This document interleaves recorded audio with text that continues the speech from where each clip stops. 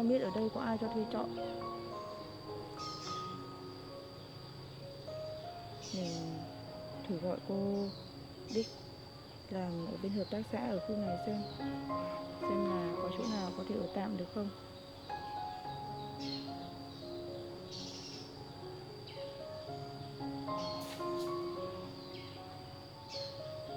Alo,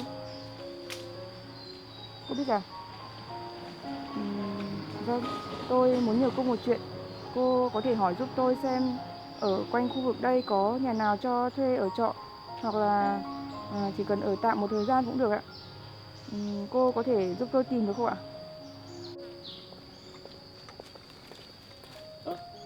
Ai nhìn giống cô Từ Anh, mẹ của Tiểu Như thế nhỉ? Mà sao cô ấy chở nhiều đồ thế?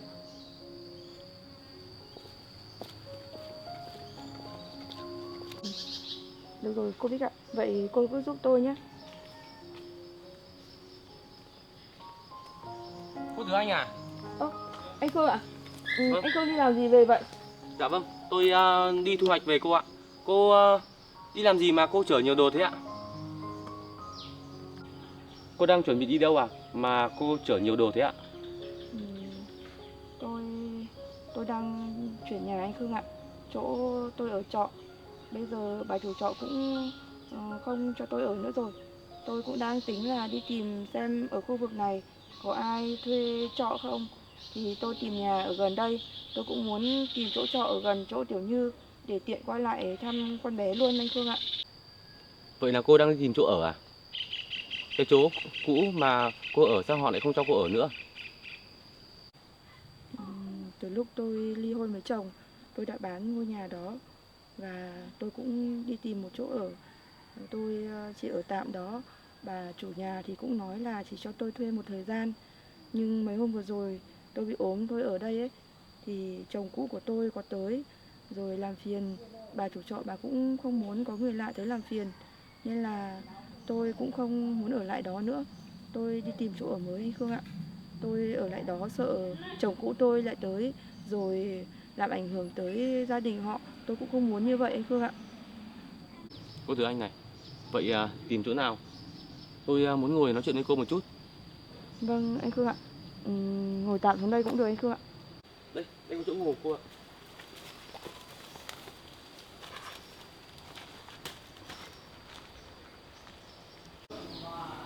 Anh Khương này, kiểu như con bé hôm nay đi đâu vậy ạ?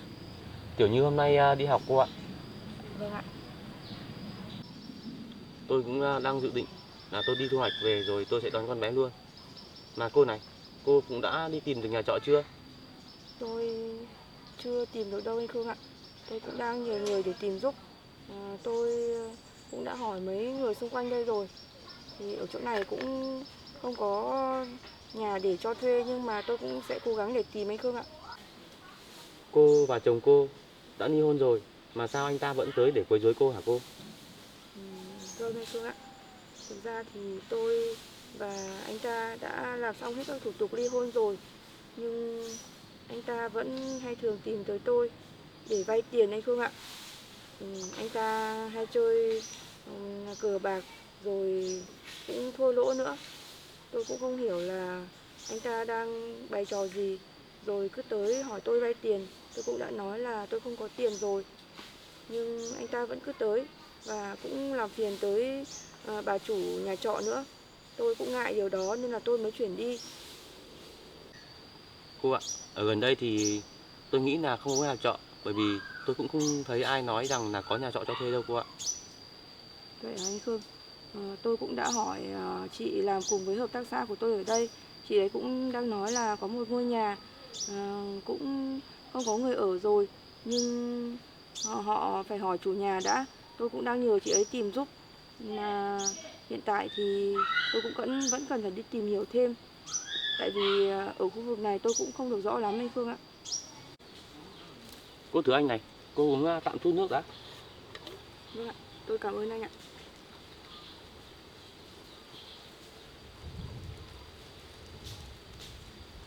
Mà cô này, tôi nghĩ cô về ở tạm chỗ tôi với Tiểu Như. Rồi khi nào mà tìm được nhà trọ rồi cô chuyển đi sau. Chứ không bây giờ cô chuyển đồ đạc nhiều như thế này đi thì cũng không tiện lắm đâu cô ạ.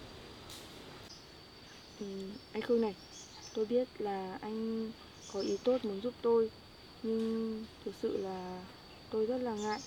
Tôi nghĩ mình tới đó ở thì sẽ làm ảnh hưởng tới cuộc sống của anh. Tôi không dám làm phiền anh như vậy đâu ạ. Mà tôi cũng không muốn để Tiểu Như biết rằng tôi chưa có chỗ ở ổn định. Con bé mà biết thì sẽ rất là lo lắng cho tôi anh Khương ạ. Cô này, Tiểu Như con bé cũng rất hiểu chuyện cô ạ. Tôi nghĩ là cô cứ chuyển vào trong chỗ tôi ở tạm một thời gian đã. Khi nào tìm được nhà trọ thì cô hãy chuyển đi cô ạ. Tôi nghĩ như thế là cũng hợp lý đấy cô ạ.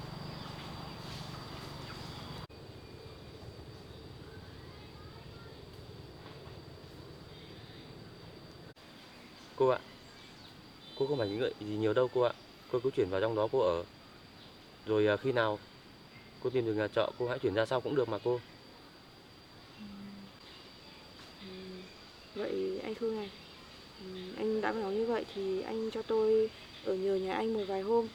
Rồi khi nào tôi tìm được chỗ ở mới thì tôi cũng sẽ chuyển đi anh Khương ạ. Tôi cũng muốn tìm một chỗ trọ ở gần đây để tiện qua lại để thăm và chăm sóc Tiểu Như nữa. Tôi cũng muốn ổn định chỗ ở để còn tiếp tục công việc nữa anh Khương ạ. Cô ạ, vậy cứ quyết định vậy nhé. Tôi vòng qua đón Tiểu Như, còn cô chứ chở đồ về trước đi. Vâng anh Khương ạ. Vậy thì để tôi chở đồ vào trong đó anh Khương ạ. Mà anh Khương đi đón Tiểu Như luôn ạ. Vâng, tôi đi đón Tiểu Như luôn cô ạ. Vâng ạ. Vậy mình đi thôi cô nhỉ.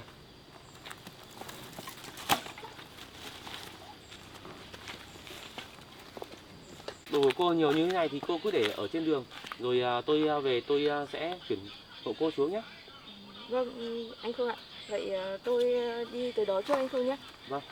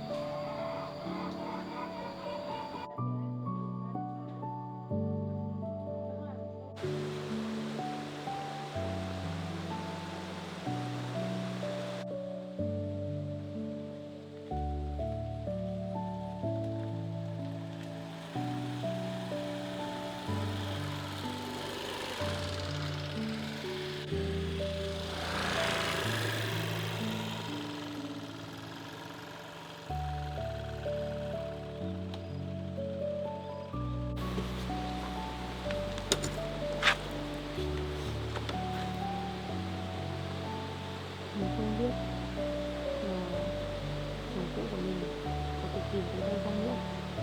Điều này nếu như anh ta có tính là tìm và muốn yêu với cuộc sống của Tiểu Như, chắc chắn mình sẽ không để anh ta luôn.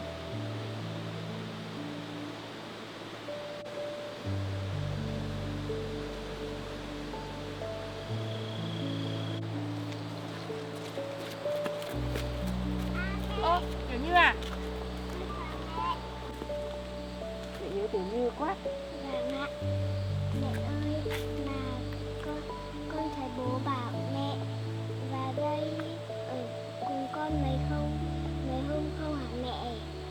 Tiểu Như ạ, mấy hôm nay mẹ có công việc ở gần đây nên là mẹ sẽ vào đây ở cùng với Tiểu Như mấy hôm Tiểu Như nhé. Vâng ạ. Bố ơi, con vui lắm bố ạ. Vậy là có mẹ ở đây với con rồi bố ạ. Ừ con ạ. Cô ơi, tôi mới làm cái đường xong rồi. Bây giờ có thể chuyển thẳng đồ vào trên nhà được rồi cô ạ. Vậy là anh Phương, vậy tôi đi xe xuống dưới đấy được rồi ạ? Vâng, được cô ạ. Đi, mình đi thôi. Đi con đi với bố. Tiểu Như ạ. Con hãy đi với bố. Được ra nhiều đồ như thế này rồi. Tiểu Như ạ. Mẹ ơi, bố làm đường mới về nhà rồi mẹ ạ. Mẹ hả Tiểu Như? Thế thì để mẹ cho xe xuống đấy. Đợt này mẹ có một chút công việc nên là phải chuyển hơi nhiều đồ Tiểu Như ạ. Mà cô ơi, cô có đi được không? Không thì để tôi đi cho. Tôi đi được anh Khương ạ. Mẹ ơi, mẹ đi đi, để chút nữa con gọi mẹ chuyển đồ mẹ ạ. Tiểu Như ạ, thế mẹ đi xuống trước.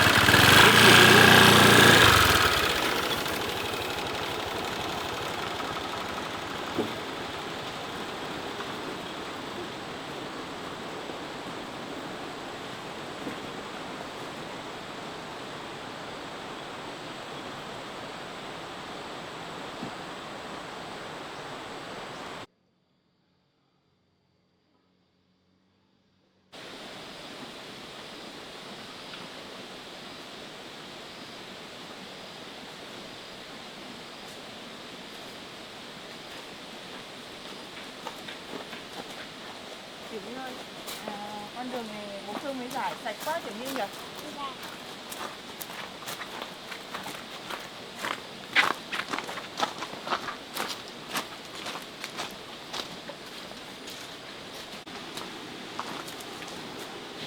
Anh Phương có nặng lắm không ạ? Không đâu cô ạ. Cô chuyển thẳng vào trong nhà đi cô ạ.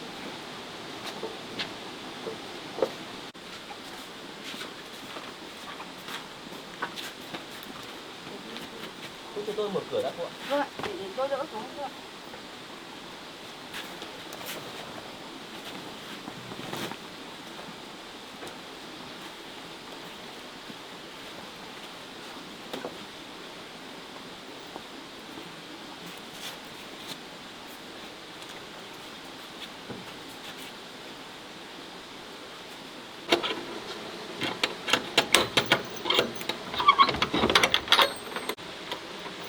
Cô ơi, cô cứ chuyển đồ vào trong phòng to này.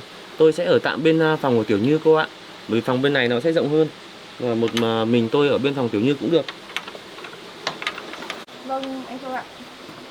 Mẹ ơi, mẹ cứ chuyển đồ vào trong này đi, để con dọn. Đi vào trong này cô ạ. Bớt đồ của con đi mẹ ạ. Đồ của mẹ không có nhiều đâu Tiểu Như ạ. Vâng ạ.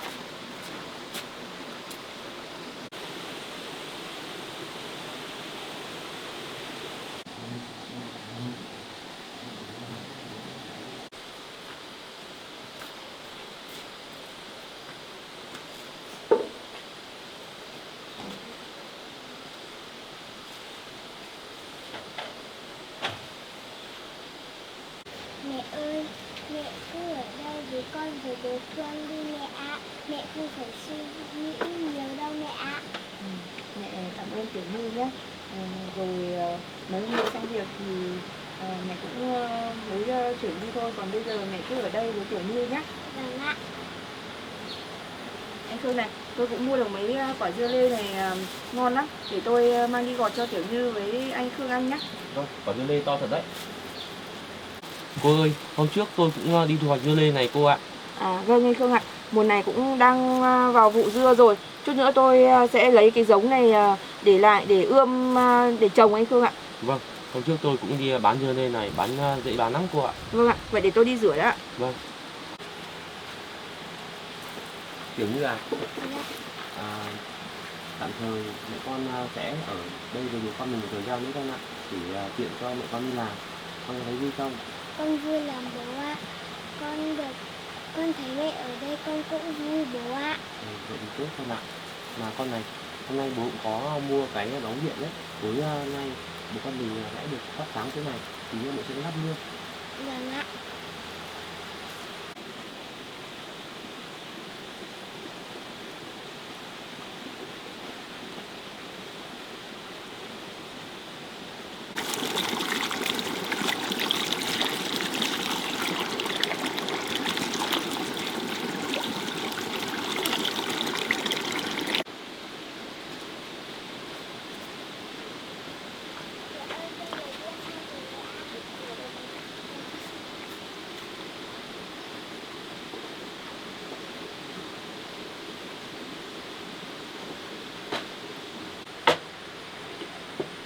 Hôm nay Tiểu Như đi học có vui không? Con đi học vui lắm mẹ ạ. Cũng sắp vào năm học mới rồi đấy Tiểu Như nhỉ? Vâng. Cô nước rồi. Vâng ạ. Có nước không con? Con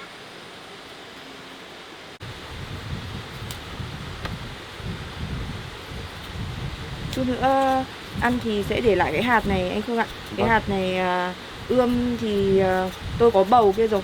Ngày mai tôi sẽ giúp anh Khương ươm một vài hạt giống để mình trồng anh Khương ạ. Vâng ạ. Mẹ ơi, thế mẹ làm ở gần đây hả mẹ? Đúng rồi Tiểu Như ạ. Mẹ đợt này được phân công về gần đây để làm Tiểu Như ạ. Vâng, thế thì vui quá rồi, tối nay con lại được ngủ với mẹ rồi, con vui quá mẹ ạ.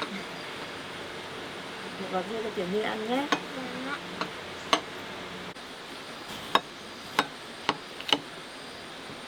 Quả dưa lê này ngon thật đấy cô ạ. Vâng ạ. Hạt này như thế này là thoải mái ươm và trồng rồi anh Khương ạ. Vâng, vậy thì tí mình gạt cái hạt già ra nhỉ cô nhỉ? Vâng ạ. Tôi vẫn để lại một quả già hơn đây rồi. Tiểu Như con ăn đi. Anh Khương ăn miếng dưa đi ạ. Vâng, cảm ơn cô. Tôi lại phải vào đây làm phiền anh Khương vài ngày rồi. Vâng, không có gì đâu cô ạ. Cô cứ thoải mái và tự nhiên thôi cô ạ. Nếu có công việc gì anh Khương cứ bảo tôi để tôi làm giúp anh Khương nhé. Vâng. Ngồi đông con. Ngồi ra mẹ ạ.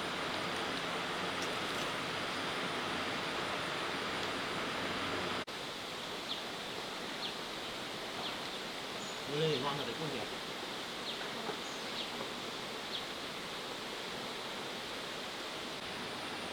Cô ơi, hôm nay tôi mua được bóng điện rồi.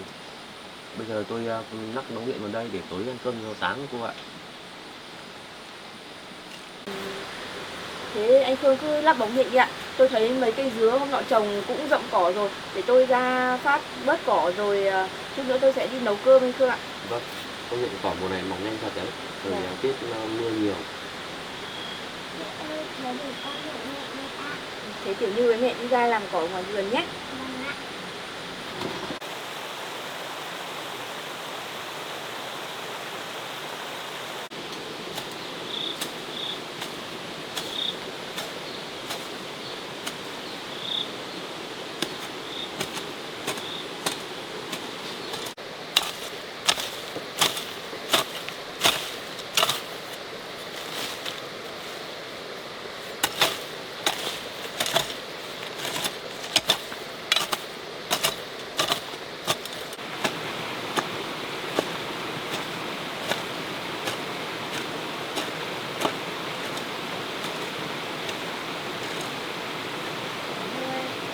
Gãy cỏ một cây dứa này cho nó lớn con ạ.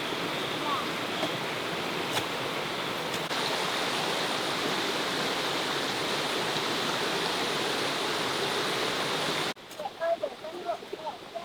Lấy cái cây này cho mẹ ạ. Thế Tiểu Như gỡ cái dây ở cây đu đủ này ra con nhé.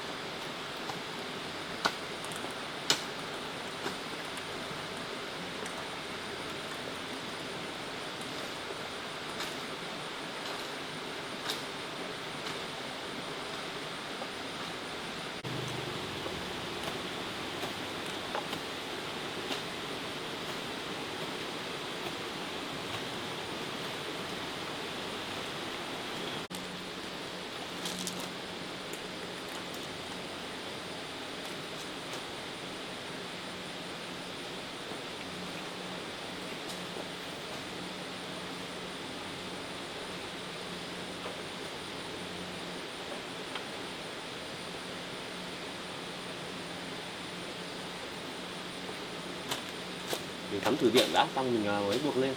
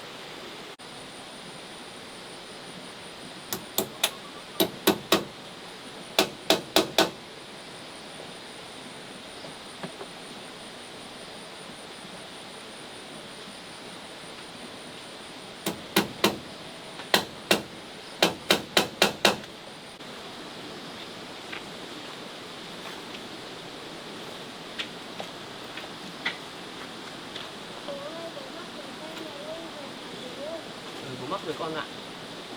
Mắc như này thì tối bố con mình ngồi ở đây nó sáng con ạ, không mọi hôm không khó tối quá. Đẹp không con?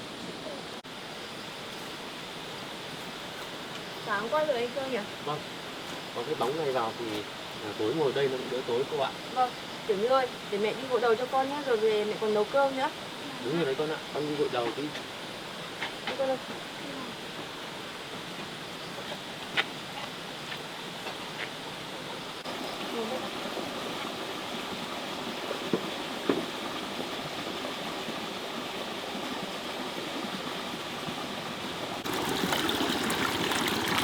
Nước hành mát Tiểu Như nhỉ? Vâng.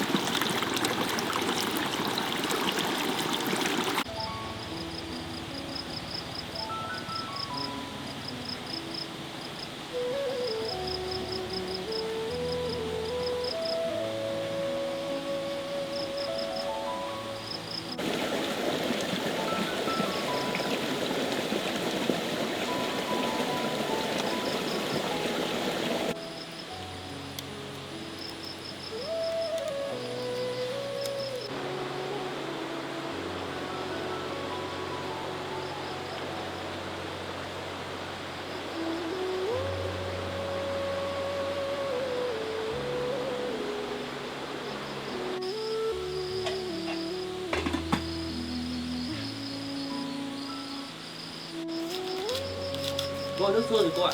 Vâng, Tiểu Như ơi, thế con đi tắm đi để vào ăn cơm con nhé. Ừ, con đi tắm đi, bố mẹ nấu cơm sắp xong rồi đấy.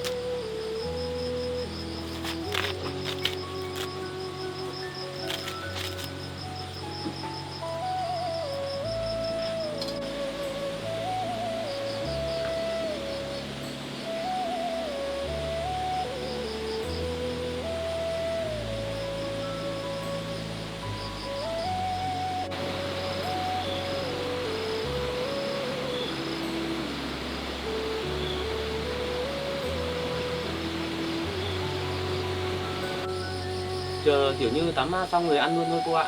Vâng ạ, tôi cũng nấu xong rồi anh Cơ ạ. Vâng.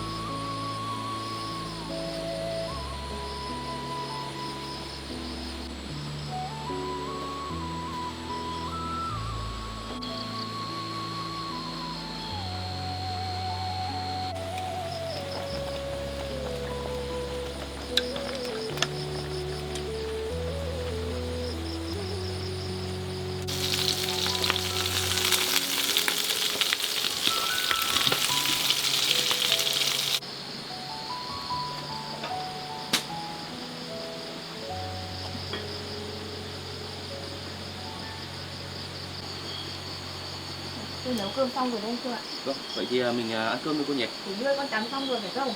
Vâng, con tắm xong rồi bố mẹ. Con lấy bát cho mình nhé. Mẹ cũng đã chuẩn bị sẵn đồ cho con Như Lu ở đây rồi. Chút nữa nguội mẹ sẽ lấy cho nó ăn. Vâng, vậy mình để con lấy bát cho bố mẹ. Ừ.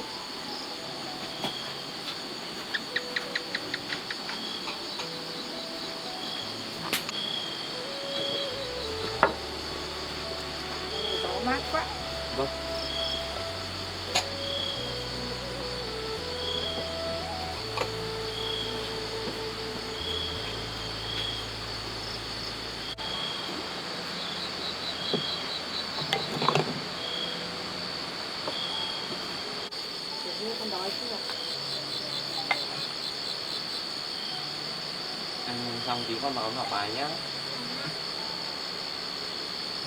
Bây giờ chị ạ. Chị Vâng, ăn cơm nhé. Cô con cơm nhỉ? Vâng ạ. Xin mời cô nhé.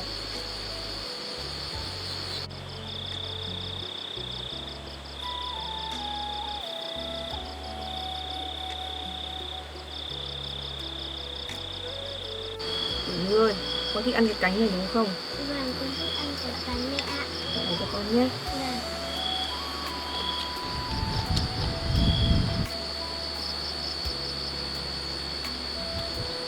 Mẹ ơi, mẹ nấu cơm ngon rồi đấy mẹ ạ. Thì Tiểu Như ăn nhiều vào con nhé. Vâng ạ.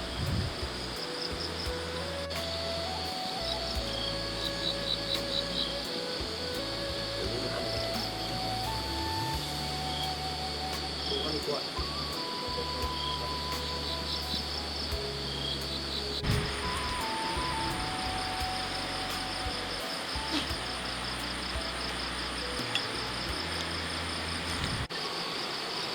Cô ạ, kiểu như sắp vào năm học mới rồi, cô giáo cũng có thông báo là đã chuẩn bị sách vở. Nhưng hôm nào tôi muốn đưa Tiểu Như đi để mua thêm đồ dùng và cặp sách và quần áo nữa cô ạ. Vâng. Vậy thì hôm nào mà anh Phương đưa Tiểu Như đi thì để tôi đi cùng anh Phương nhé. Dạ vâng.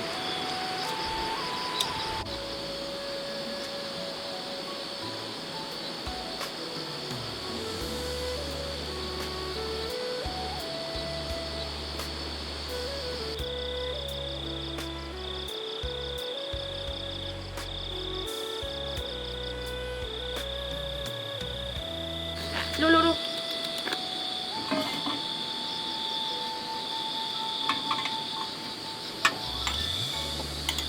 Đi ra ăn cơm đi.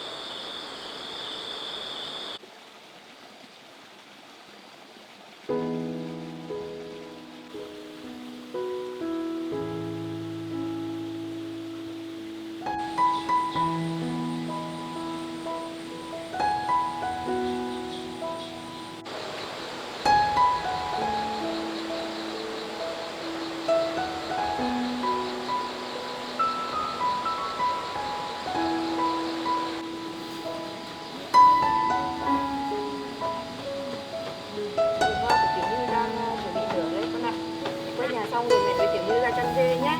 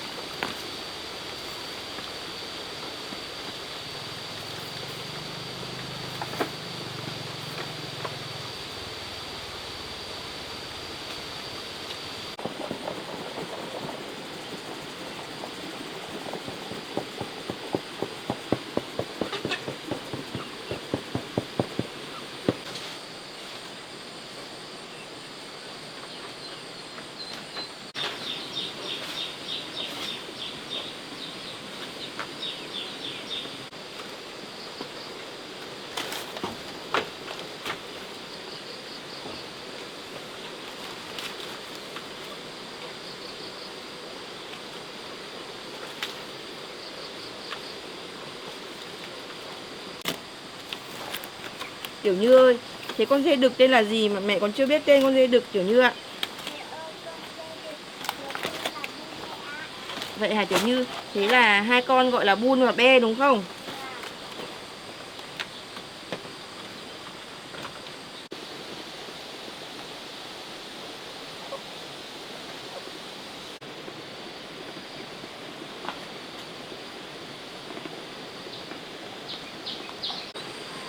Mình phải vào ngó thử xem con gà ấp thế nào nhỉ?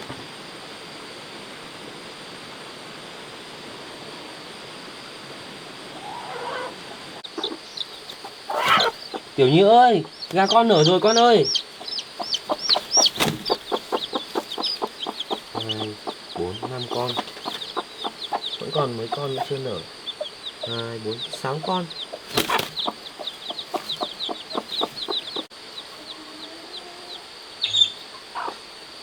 Con nở đẹp quá.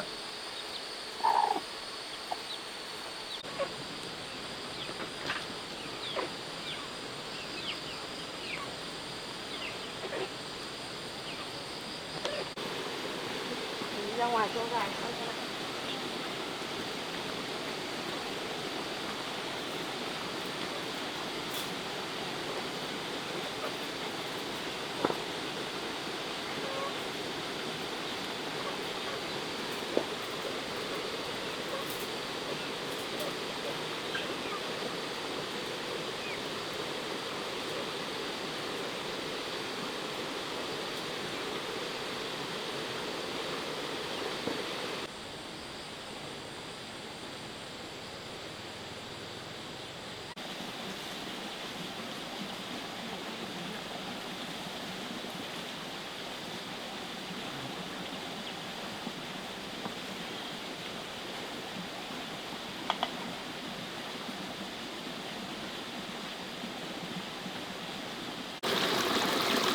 Tiểu Như ơi, sáng nay con phải đi học đúng không? Vâng, sáng nay con phải đi học mẹ ạ.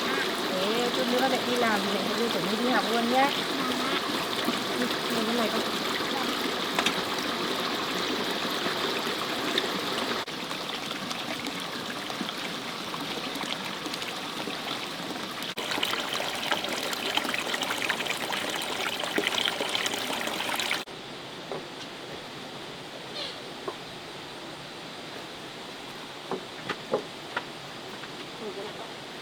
Sáng nay Tiểu Như phải đi học anh Phương ạ. Vâng, Tiểu Chắc Như đi học hôm là qua Tiểu Như nói với tôi rồi. vâng, chắc là chút nữa tôi đi làm thì tôi sẽ đưa Tiểu Như đi học luôn ạ. Vậy cũng được cô ạ. À, cô đi hay làm rồi thì cô đưa Tiểu Như đi học giúp tôi luôn. Tôi hôm nay tôi phải đi thu hoạch khoai cô ạ. Vâng, anh Phương cứ đi thu hoạch đi ạ. Tiểu Như tôi sẽ ra ngoài rồi mua đồ ăn sáng cho con bé luôn ạ. Vâng.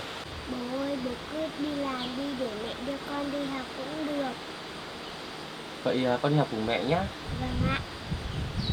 Thế Tiểu Như đi vào thay quần áo đi con ạ. Vâng ạ. Vậy để con đi thay quần áo mẹ ạ.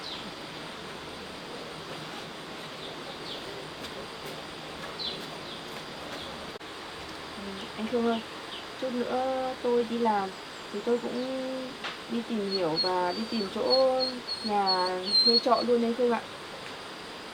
Cô ạ, tôi nghĩ như này, cô đi làm thì cô cứ đi. Còn nhà trọ ấy thì cô cứ bình tĩnh đã. Khi nào mà tìm một cái nhà trọ nào nó thật là ổn định thì cô hãng chuyển đến cô ạ.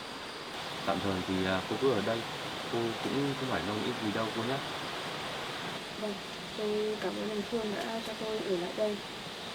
Tôi chỉ lo lắng một điều, chồng cũ của tôi biết tôi chuyển đi, chắc chắn là anh ta cũng sẽ đi tìm tôi. Tôi chỉ sợ anh ta tới đây gây khó dễ và làm phiền tới cuộc sống của anh Phương và Tiểu Như. Tôi cũng không muốn chuyện này xảy ra đâu. Chắc chắn là tôi sẽ giải quyết chuyện này. Nếu chồng cũ của tôi còn làm phiền, chắc chắn tôi sẽ trình báo chuyện này với bên phía cảnh sát để giải quyết anh Phương ạ. Cô cứ yên tâm, tôi nghĩ rằng anh ta sẽ không dám làm gì tôi và Tiểu Như đâu cô ạ. Vâng, vậy thôi tôi đưa Tiểu Như đi học luôn không muộn anh Phương ạ. Anh Phương cũng đi thu hoạch sớm đi ạ. Vâng.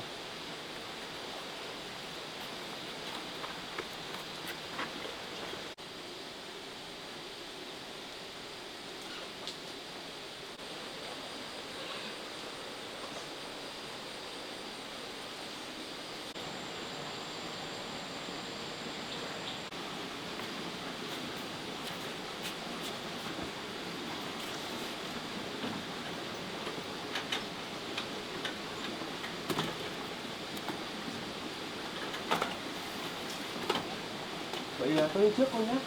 Vâng ạ. Tiểu Nhi học con nhé. Vâng ạ.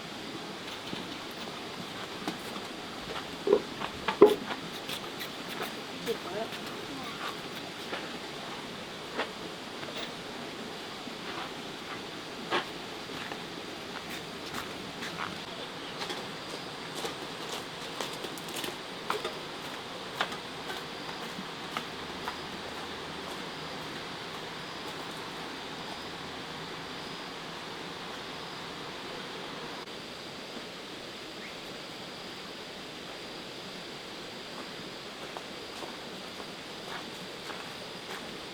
Xe mẹ để ngoài này Tiểu Như ạ.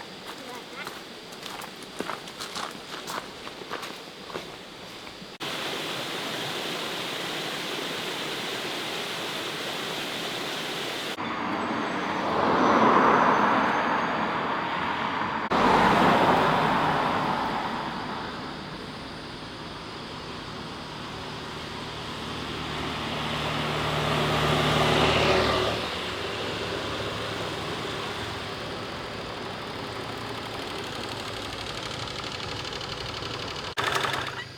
Tiểu Như ơi, bây giờ vẫn còn sớm, con thích ăn bún hay ăn bánh mì nào?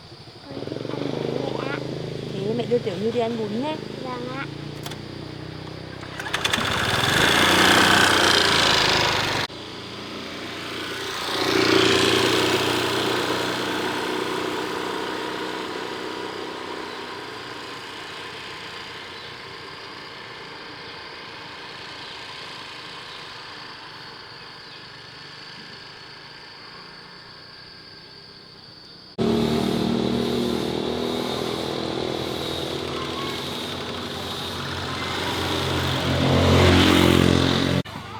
Con xuống đi.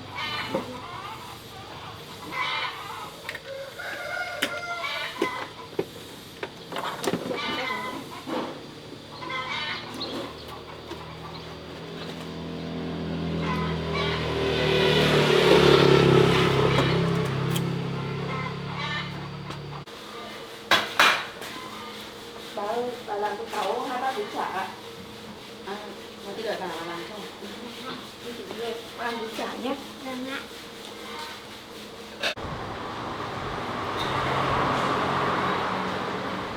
Con ngủ đi.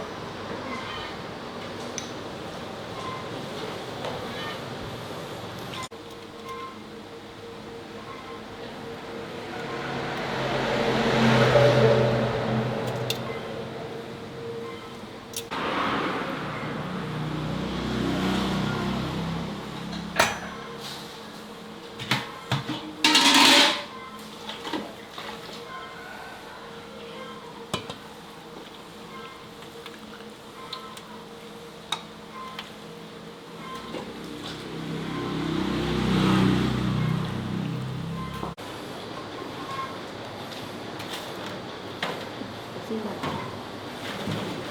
Dạ xin lỗi.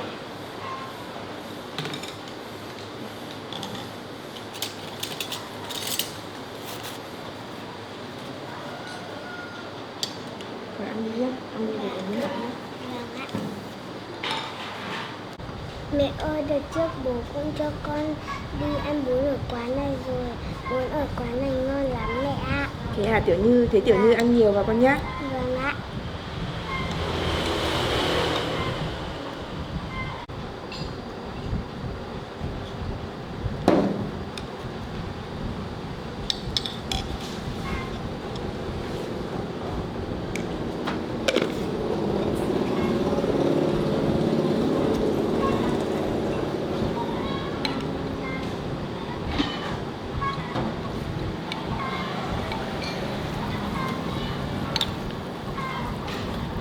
Hôm nay mẹ ăn bún.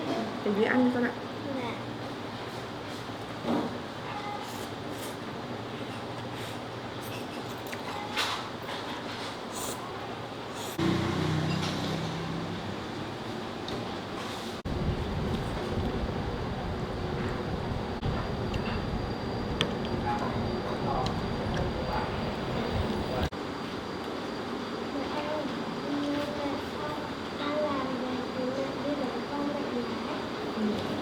Mẹ đi làm về thì mẹ sẽ lại qua đón Tiểu Như.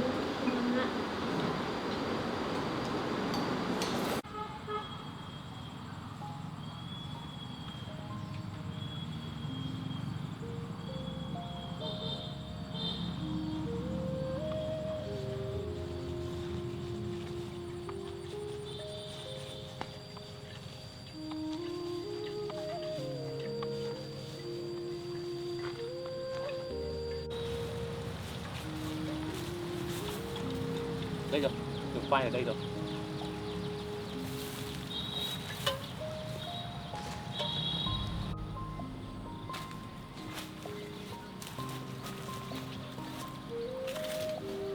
Ngoài này cũng to thật đấy.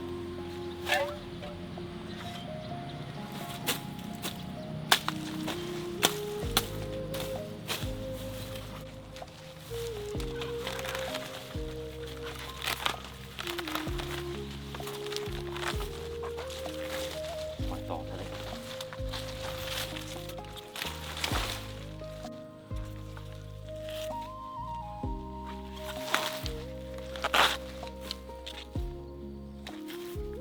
Quá.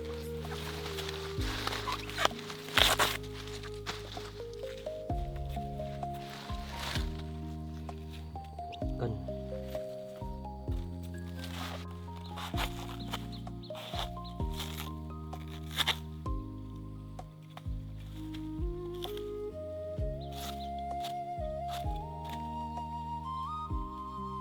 Ngoài to thật đấy. Mình sẽ nhổ vào gom vào đây, xong là tí nữa mình mới cắt để cho vào hùi.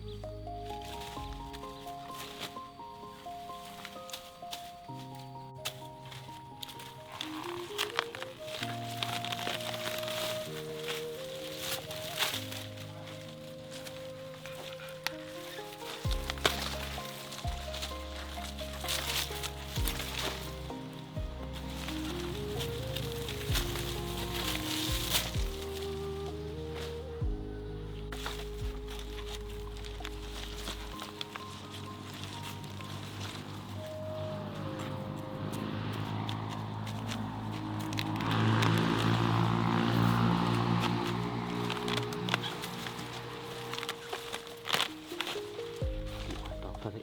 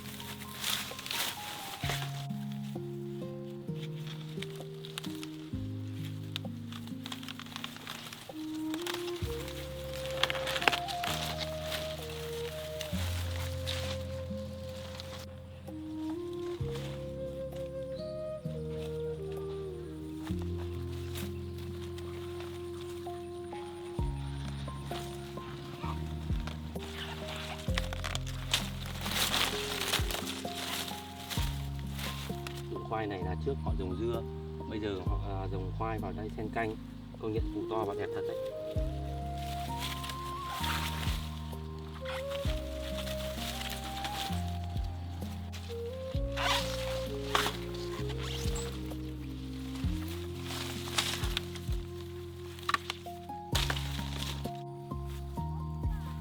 Cái củ khoai này họ trồng xen canh, củ sau chắc là họ lại trồng dưa nên họ mới để lứa như thế này.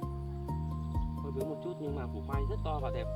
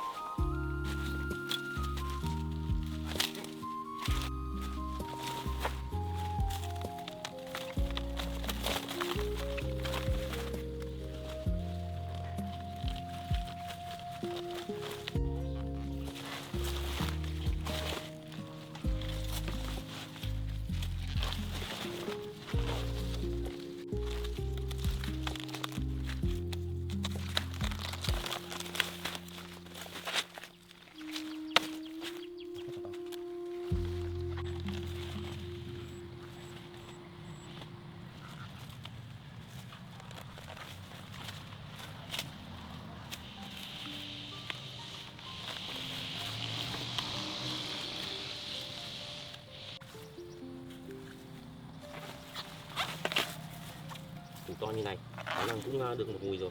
Mình đi mình cắt ngọn đã, rồi mình cho vào gùi, nếu mà thiếu thì mình mới lấy tiếp.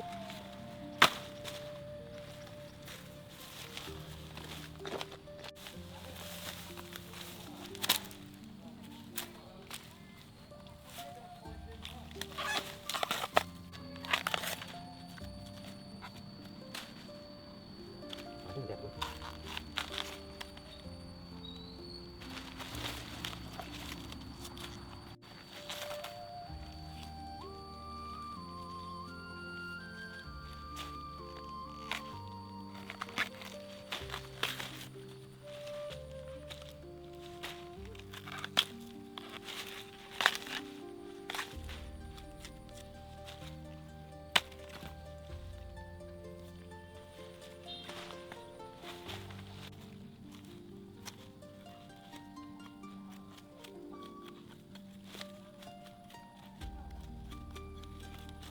Hoa này đồng nhà đem ra chợ chắc là dễ bán thôi.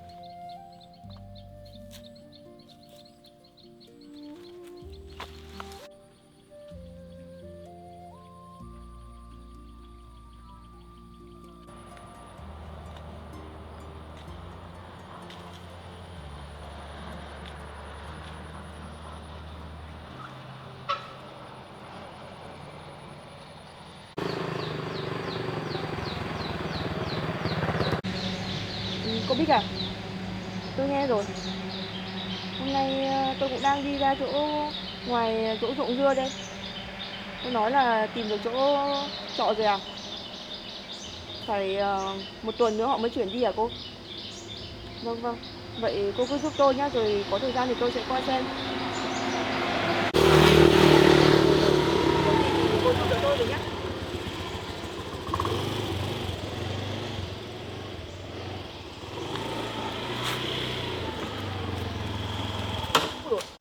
Gặp cô ở đây rồi. Cô chuyển chỗ trọ rồi à? Sao cô đi chuyển chỗ trọ mà cô không bảo với tôi? Tôi không có trách nhiệm và nghĩa vụ gì phải báo cáo mọi việc làm của tôi với anh cả. Mà anh đi đâu mà đến tận đây? Tôi đi có công việc của tôi. Nhưng hôm qua tôi đến phòng trọ của cô ấy thì thấy bà chủ bảo cô chuyển đi chỗ khác rồi. Anh lại tới đó tìm tôi làm gì nữa? Anh có biết chính vì anh tới làm phiền gia đình người ta nên tôi mới không được ở trọ đó còn nữa không? Mà giờ tôi với anh không còn liên quan gì tới nhau nữa. Anh cứ tới làm phiền tôi làm gì? Đấy cũng chỉ vì cái hôm nọ tôi đến vay tiền cô để chữa cái mắt đấy. Thì cô không cho tôi vay. Tôi đi vay người khác. Thì tôi vay nóng người ta, giờ người ta đến hỏi tôi rồi. Thì tôi cũng muốn đến hỏi cô vay ít tiền để đi giả người ta. Kiểu gì chúng mình cũng một thời cũng là vợ chồng với nhau. Thế bây giờ cô thấy tôi bị như thế, cô cũng không muốn cho tôi vay tiền nữa hay sao? Và tình nghĩa bằng này lâu cô cũng muốn đi qua là cô muốn bỏ buông chúng tôi phải không? Anh Khánh ạ, anh đừng nói hai chữ tình nghĩa ở đây. Anh mà coi tôi là vợ và coi tình nghĩa vợ chồng thì anh đã không đối xử với tôi như vậy suốt bao nhiêu năm qua. Bây giờ gặp khó khăn, anh mới mang hai chữ tình nghĩa ra để bắt tôi phải trả nợ cho anh à? Không có chuyện đấy đâu anh Khánh ạ. Anh đừng tới làm phiền tới cuộc sống của tôi nữa. Tôi không ngờ cô là con người bạc tình bạc nghĩa như vậy. Tôi bảo tôi vay tiền của cô, tôi vay tôi trả cô chứ tôi có lấy không của cô đâu. Thế thì trước đến giờ tôi có làm gì quá đáng với cô đâu.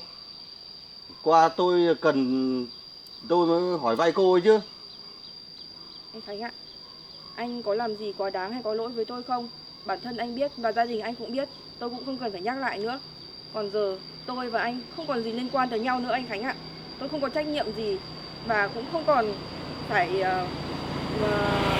cho anh vay tiền hay phải làm theo những gì anh nói nữa anh Khánh ạ. Thế bây giờ cô chuyển đi ở đâu rồi? Tôi ở đâu, tôi không có trách nhiệm gì phải báo cáo cho anh hết anh Khánh ạ. Mà tôi có chuyển đi chỗ nào, tôi cũng sẽ không để cho anh biết đâu. Cô không cho tôi biết, kiểu gì tôi sẽ tìm ra chỗ ở của cô. Toàn bộ tài sản của tôi, ngôi nhà bao nhiêu năm tôi đi làm, tôi chắt chiu, tôi xây dựng. Vì anh, tôi cũng đã phải bán đi và chia cho anh một nửa tài sản rồi. Đó cũng là coi như là tôi đã coi trọng tình nghĩa vợ chồng bao nhiêu năm nay rồi. Còn bây giờ anh mà làm gì quá đáng mà còn làm ảnh hưởng tới cuộc sống của tôi nữa, tôi sẽ không để yên đâu, tôi sẽ đi báo cảnh sát. Cô định dọa tôi đấy à? Tôi có làm gì sai với pháp luật đâu. Và tôi có làm gì sai với cô đâu mà cô định dọa tôi. Tôi chẳng có gì mà phải dọa anh cả. Nếu anh còn cứ cư xử như thế này, tôi sẽ báo với bên chính quyền và giải quyết theo pháp luật. Anh cứ chờ mà xem, nếu anh không tin, tôi có thể gọi cảnh sát tới đây để giải quyết trực tiếp với anh. Tôi cũng không nhẫn nhịn anh nữa. Tôi chẳng có thời gian ngồi đôi co với cô đâu. Tôi còn có việc của tôi. Anh đừng bao giờ tìm đến tôi nữa. Tôi nói trước đấy, nếu anh còn tới đây quấy rối tôi nữa, tôi sẽ báo chính quyền đây anh Khánh ạ. Cô có giỏi cô đi mà gọi. Tôi chẳng sợ đâu. Anh không phải trách tôi đâu anh Khánh ạ.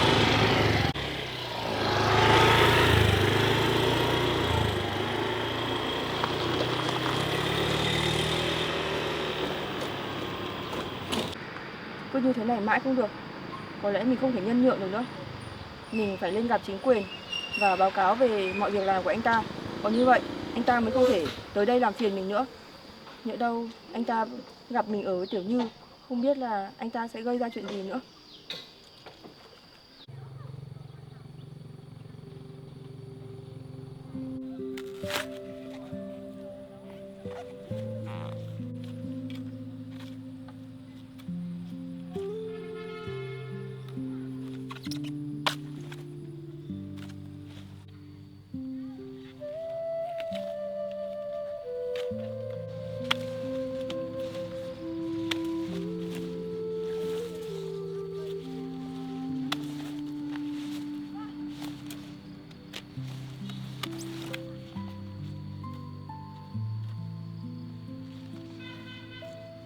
Bà chủ này chịu khó thật đấy, chăm được củ khoai rất là to, ngon. Chăm khoai củ to này rất là vất vả.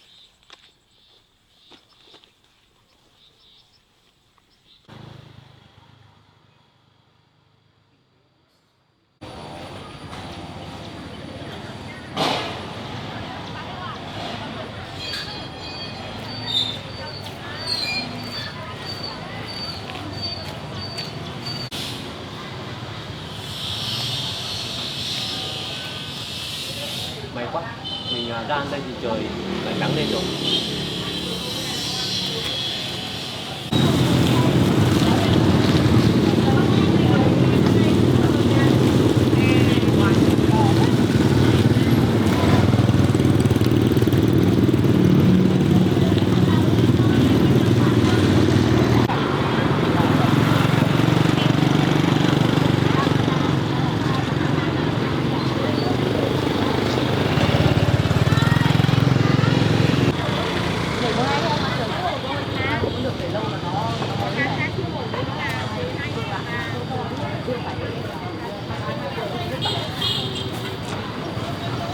Linh ơi.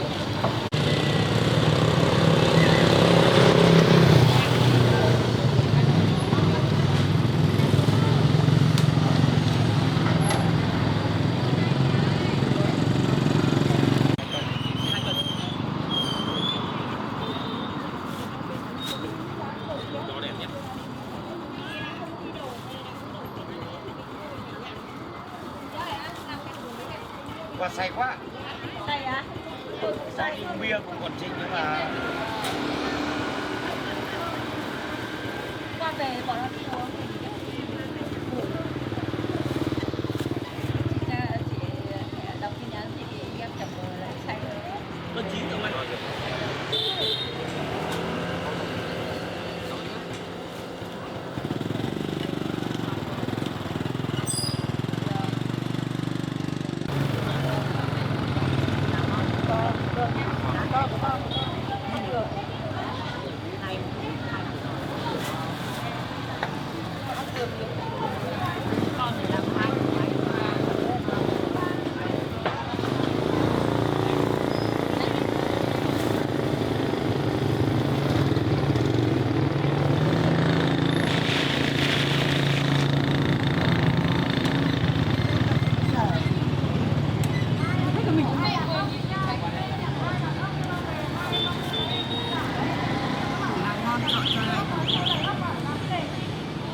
Nay mà trắng như này nhỉ?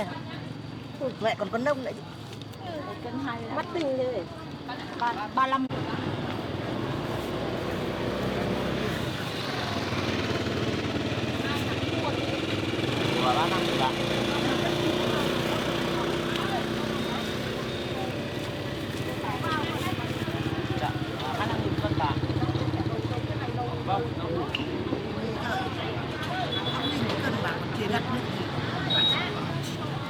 Từ cái hôm ấy đi chợ buổi sáng á. Nó lên từ chiều hôm trước rồi mà. Lên mà đi chắc. Cho 2 triệu Đó nhá. và không được vượt quá 35.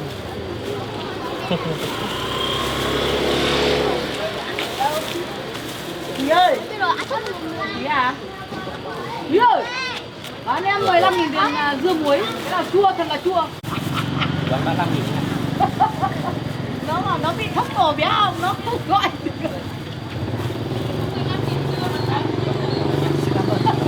Mẹ em ra đây hô hẹ. Nếu mà lúc đó lúc đọc cái rồi thì mình để được lâu hơn. Vâng ạ. Chứ còn ăn ngay cái này mở lòng. Không luôn.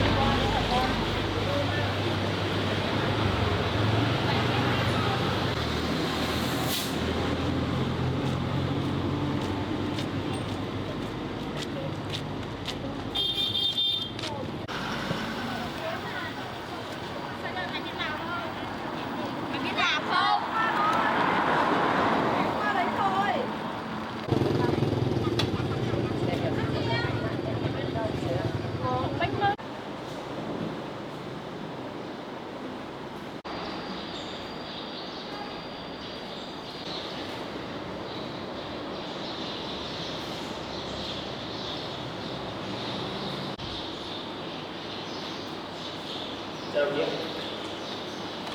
Đi ngồi.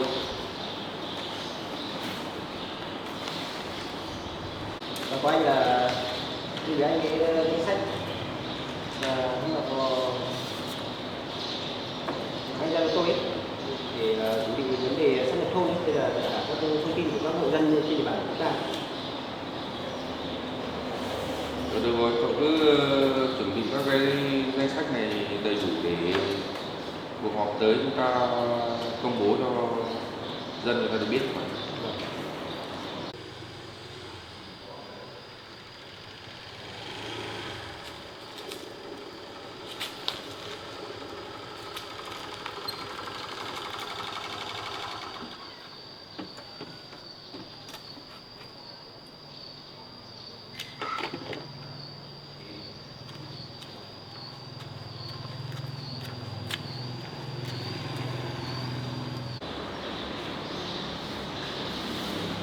Tôi chào các đồng chí ạ.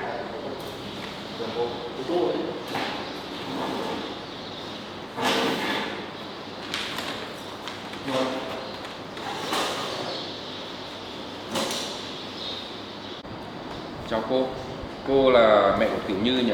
Vâng ạ. Cô đến đây có việc gì không? Dạ, báo cáo đồng chí là hôm nay tôi tới đây muốn báo cáo với các đồng chí một chút việc ạ. Có chuyện gì cô thử trình bày cho tôi nghe xem nào. Báo cáo đồng chí là tôi có chuyện này muốn báo cáo ạ. Tôi và chồng cũ của tôi cũng đã ra tòa và làm hết các thủ tục và giấy tờ ly hôn rồi. Phân chia tài sản cũng đã làm xong hết rồi. Nhưng thời gian gần đây anh ta vẫn cứ tới tìm tôi và hỏi vay tiền rồi quấy nhiễu cuộc sống của tôi. Tôi lên đây trình báo với các đồng chí xem có hướng giải quyết nào có thể giúp tôi không ạ?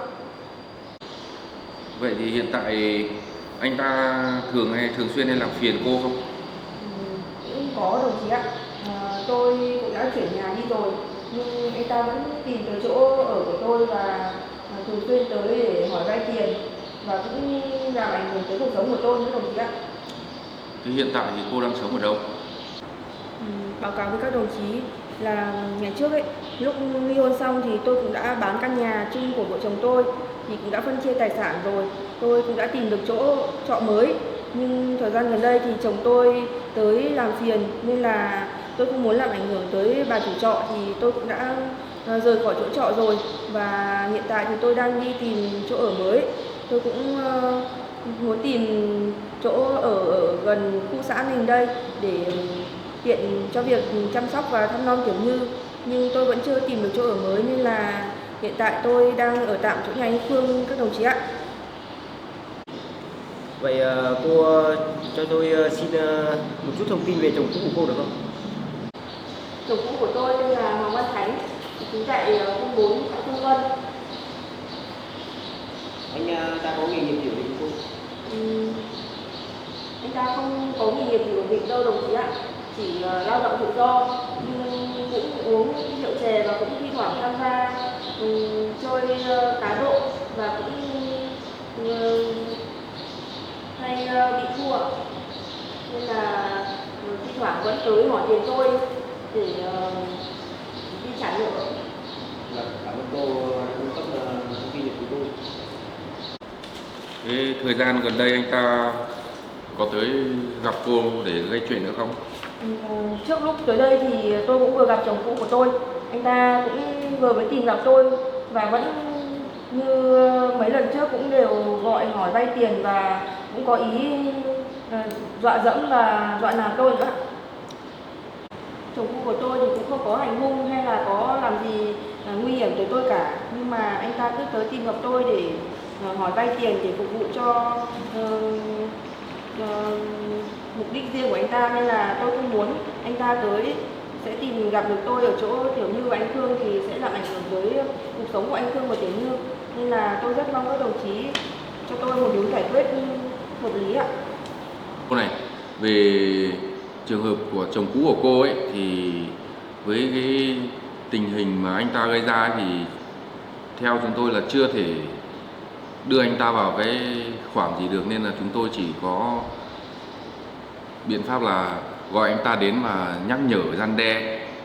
Còn về vấn đề mà anh ta chơi bời ấy thì chúng tôi phải có bằng chứng cụ thể thì mới xử lý theo đúng pháp luật được. Còn nếu mà anh ta mà còn đến quấy rối cô ấy thì cô cứ lên đây trình báo với chúng tôi thì chúng tôi sẽ có trách nhiệm xử lý anh ta theo đúng với lại pháp luật của nhà nước. Điều tôi lo lắng nhất bây giờ ấy chính là về Tiểu Như. Tôi ở đâu thì anh ta cũng đều theo dõi và biết được chỗ ở của tôi. Hiện tại thì tôi đang sống cùng với Tiểu Như và anh Phương, nên là tôi chỉ sợ chồng cũ của tôi sẽ tìm đến và gây ảnh hưởng tới cuộc sống của Tiểu Như và anh Phương thôi các đồng chí ạ.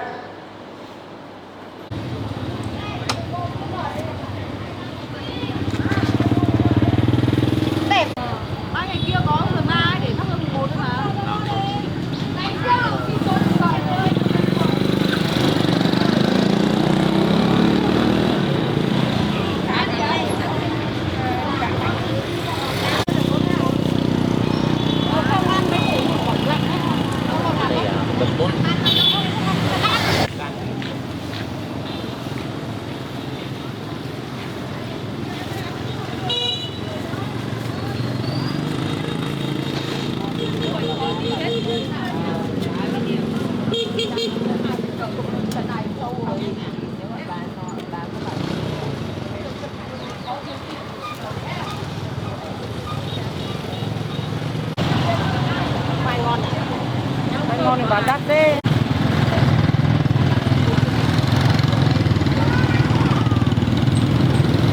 Có bảo không bạn ơi? Phương ơi. Cái đứa mà đi học cùng con Phương này là đứa thứ hai rồi á? Đấy, thích thế. Em nào cô mình hiểu đi. Em bảo chắc chứ em đã bảo là chắc chắn là hiểu. Nào, đây con chấm một nửa xuống đây. Thôi, cái rô này đi bà.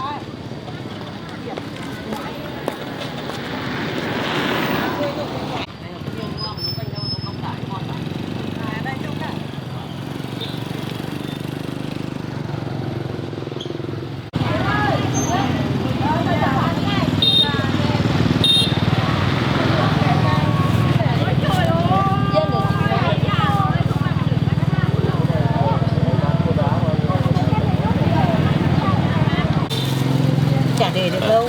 Vâng. Có thấy nước không bạn? Củ nữa ạ. Vâng. To to. Củ này nhé. Đấy á. Củ này. Cái nữa này.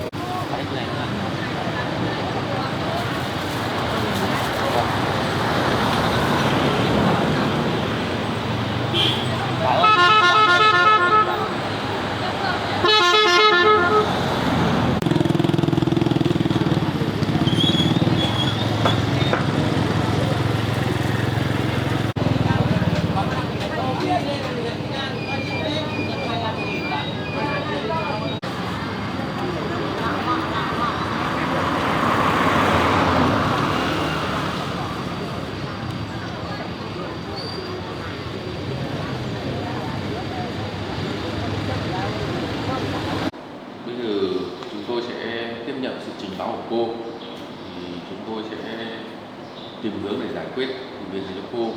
Còn khi mà chồng cũ của cô vẫn đến tìm cô ấy, mà làm gì ảnh hưởng đến cô và gia đình anh Khương, thì cô có thể gọi điện trực tiếp với tôi, thì chúng tôi cho người xuống xử lý tại chỗ. Vâng, nếu được như vậy thì tốt quá đồng chí ạ. Tôi hy vọng là chồng cũ của tôi sẽ có những biện pháp để răn đe và để anh ta không tới làm phiền tới cuộc sống của tôi nữa đồng chí ạ. Chỉ có như vậy thì anh ta mới sợ thôi ạ. Cô cứ yên tâm đi, sự việc cô trình báo thì chúng tôi sẽ có hướng giải quyết. Mà nếu khi nào cô tìm được nhà trọ ở quanh đây ấy, thì cô nên trình báo với chúng tôi để chúng tôi làm giấy tạm trú cho cô nhé. Vâng ạ, tôi rất mong là các đồng chí sẽ giúp tôi giải quyết chuyện này. Còn về việc tôi tìm chỗ ở trọ mới ở trong xã mình thì tôi tìm được, tôi sẽ lên đây trình báo và khai các thông tin cá nhân của tôi lên về chính quyền ạ. Còn bây giờ tôi xin phép các đồng chí, tôi đi về còn nói Tiểu Như ạ.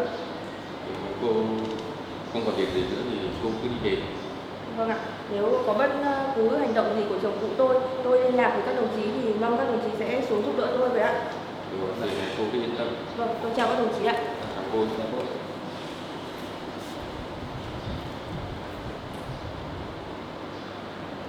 Về trường hợp này thì đồng chí hãy bám sát xem hành động của anh ta như nào. Thứ nhất, thứ hai đó là điều tra mở rộng xem là hiện tượng cá độ bóng đá như nào. khó thì để giải quyết ngay để tránh ảnh hưởng đến các người dân xung quanh. Hiện tại đã là mùa World Cup nên là việc cá độ bóng đá thì không thể tránh khỏi. Thì tôi sẽ cho anh em trinh sát thì để được kiểm tra xem tình hình của anh Khánh Nhật như nào. Tôi báo cáo lại cho anh. Thế mà không biết để mình mời nó đấy nó.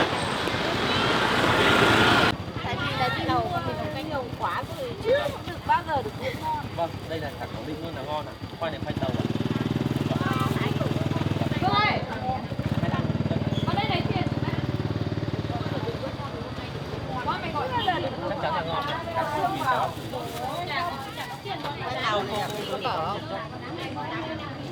Cô chỗ này là 26.000. ngày sau về tăng phải tiếp về đi chợ mùa.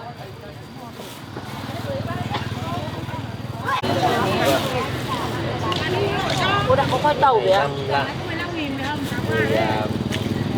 Bao tiền cân vậy à? Chắc. Cũng là nhỏ nhỏ và cho nó được 20.000.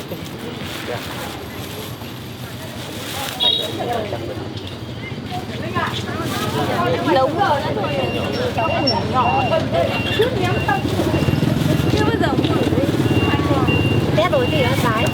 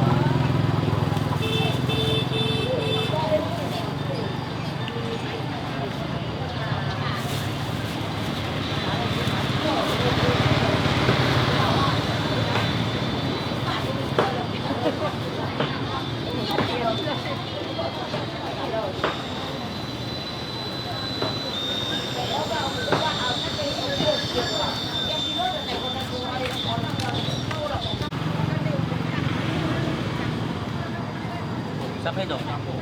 Chỉ còn mấy củ nữa thôi.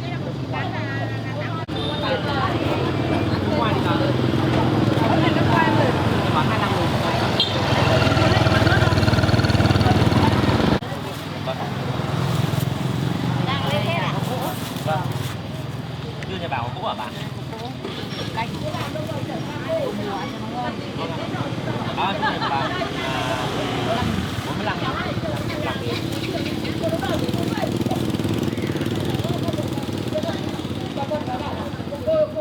Vâng, cảm ơn bà nhá. Còn hết rồi, mình dọn thôi.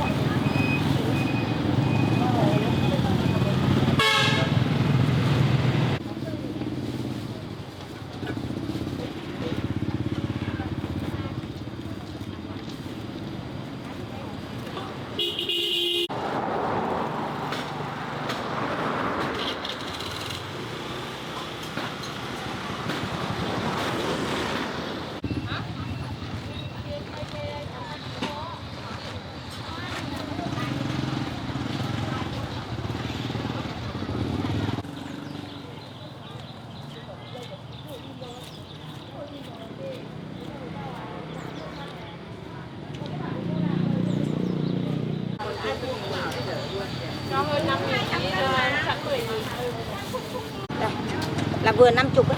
Nó hơi chiều chiều